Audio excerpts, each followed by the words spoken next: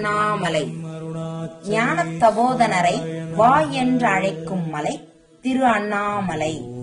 மூர்த்தி, ஸ்தலம், தீர்த்தம் என்னும் 3 சிறப்பு பெற்று விளங்கக்கூடிய, நினைத்தாலே முக்தி அளிக்கக்கூடிய, கருணாமூர்த்தியாக பஞ்சபூத ஸ்தலமாக விளங்கக்கூடிய திரு அண்ணாமலை.